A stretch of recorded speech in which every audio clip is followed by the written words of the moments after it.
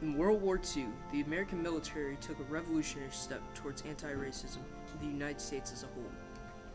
It incorporated the first all-black fighter unit the world had ever seen. These were the Tuskegee Airmen. This group of black pilots from Tuskegee, Alabama, revolutionized the military's racial views for African Americans, as well as other ethnic groups, including Asians, Hispanics, and even women. Though the Tuskegee Airmen were the first all-black air group, they weren't the first African Americans in the military.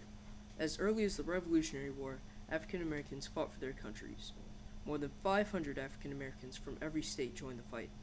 However, African Americans from Georgia and South Carolina were prohibited from serving because, ironically, they were considered too valuable to lose.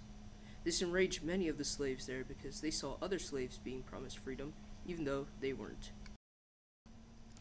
Other slaves, motivated by the same promise of freedom after the war, fought in many battles, including the battles of Saratoga and Yorktown.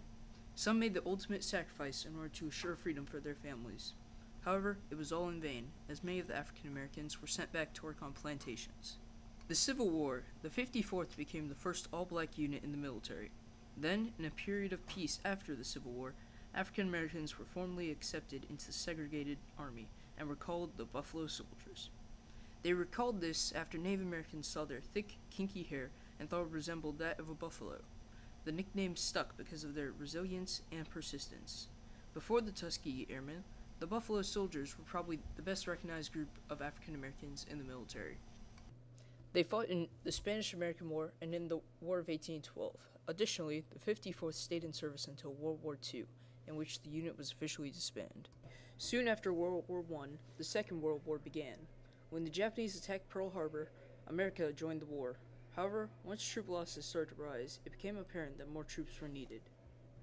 African Americans were drafted for less prestigious jobs like mechanics, gunners, and infantrymen in order to fill the empty spots that needed more troops. What inspired me? Yes, sir? Well, the option at the time was the draft. I didn't want to get drafted, because if you get drafted, you go where they want you to go.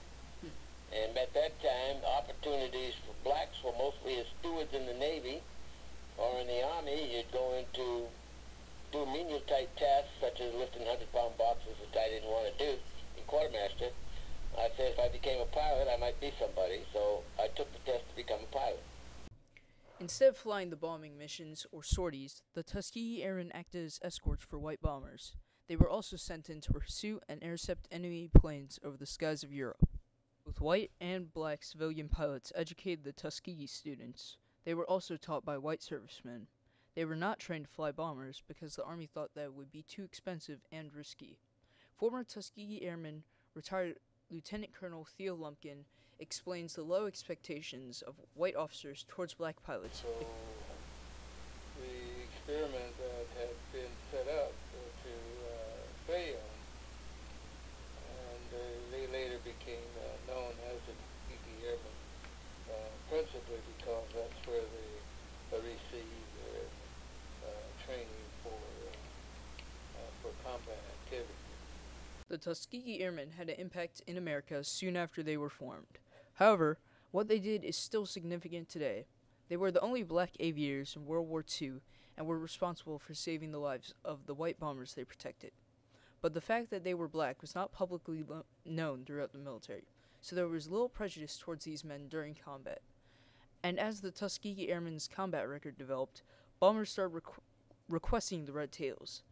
They were often called by that name because their tail fins were always painted red. It stood for persistence against the enemy, both in Europe and at home. When requested, the Tuskegee Airmen were called in without telling their bombers that they were black. However, the bombers didn't mind after the missions. They were just glad that they were under the protection of such great men. African Americans across the country decided to sign up for the military after learning about the Tuskegee Airmen. They joined because they felt empowered by the success of the airmen, and their pride was restored. The Tuskegee Airmen were seen as role models, and many black aviators followed in their footsteps. However, they were not the only ones impacted by the Tuskegee Airmen. White pilots were affected too.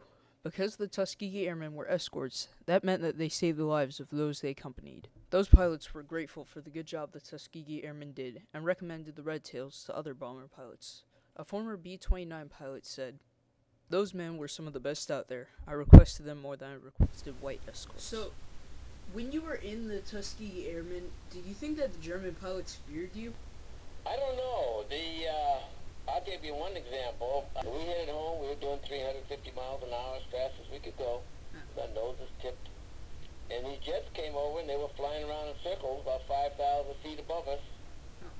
And then they came down about 1,200 feet, and then they came on the approach to attack us.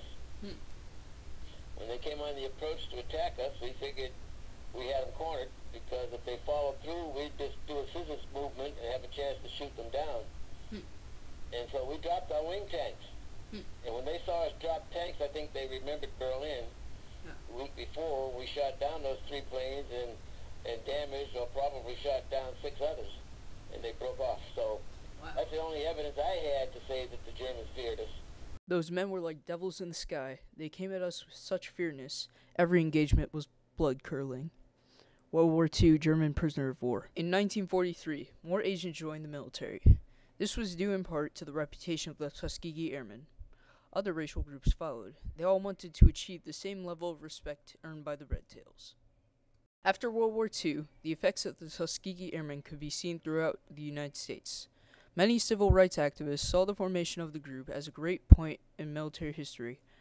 Activists wrote letters to the governors of Alabama, requesting that the Tuskegee Airmen be recognized with a monument. Their requests were denied by several sitting governors, until finally, in 1998, Congress approved $29.1 million in funding to build the Tuskegee Airmen National Historic Site. Due to the reputation of the Tuskegee Airmen, the Tuskegee Institute received nationwide publicity. Local African Americans were moved to enroll in the aviation school. Meanwhile, other colleges continued to fund their aviation departments with great success. More black aviator students applied, graduated, and joined the military. In 2007, African Americans made up 20.1% of all active duty soldiers in the Army. They also made up 17% of the reserves forces. African Americans can now earn ranks like general. General Colin Powell was the first African American to earn the rank of 4-star general in the Army. Following the success of the Tuskegee Airmen, African Americans went on to fight in other wars, including the Vietnam War, the Korean War, and Operation Desert Storm. As the wars progressed, African Americans continued to prove themselves, receiving higher ranks and more distinguishing honors. Even today, as the war against terrorism progresses, African Americans continue to serve their country bravely. Independently, the Tuskegee Airmen helped fund and sponsor black aviation schools and programs across the country. This legacy continues today as a way to keep young people out of trouble and to find their goals in the field of aviation. History has proven that the Tuskegee Airmen did an excellent job defending our country and our freedom. Their accomplishments have had an impact on the way African Americans and blacks in Europe are perceived and treated in the military. They influenced local African Americans to join the military and achieve ranks never before earned by African Americans. They also showed the world not only that blacks could be great pilots, but military leaders as well. What began as the Tuskegee experiment in Alabama in 1942 wound up changing the military's racial views and is now the successful, well-recognized Tuskegee Airmen.